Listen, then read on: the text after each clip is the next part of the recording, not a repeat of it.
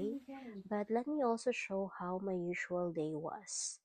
So 5:30 a.m. nagising na ako at mabilis ang nagasikaso at nagpaalam na nga ako kay Maxine kasi kailangan naming maabutan yung second mass. So we travel from house to church, usually 10 to 15 minutes lang naman. So we arrive on time. And you know what, guys? Masaya ako kasi naabutan namin yung preaching, which is what I'm really looking forward every Sunday to hear the Word of God kasi strength ko siya for the whole week. After preaching and after church, may isang batang nag-request. So, dumaan muna kami sa Jollibee to have our breakfast there. At nag-order nga lang kami ng rice and burger. May isa na namang bata na ang ganda ng ngiti at nakapag-chicken joy na naman siya.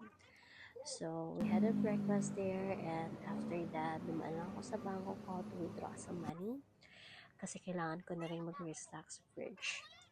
So, we went to a local market at nag-grocery kami ng mga fish, vegetable at meat para sa aming preach. After we got home, inayos ko na rin siya per container para pag nagto-tow out ako, isa-isa lang. In-arrange ko na rin yung mga fruits sa table para pag nagutom, may kakainin agad yung mga bata. Nag-refill na rin ako ng mga condiments namin and naglinis na ako ng kitchen. Straight na nagluto for lunch. After makapagluto, nag-lunch na nga kami with the kids and usual na maghugas ng plates after kumain at naglinis ng kitchen at counter. After all of those, nag-chill muna kami. It's siesta time.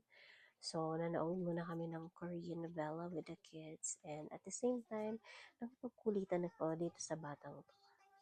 During the night, nag-shoot na rin ako ng video ko for TikTok contents. And after that, after ng dinner, natulog na rin kami. Katabi itong makulit na batutang ito. So, yeah, so work.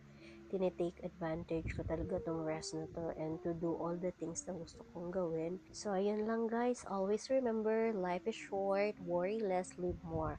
Until next vlog, bye!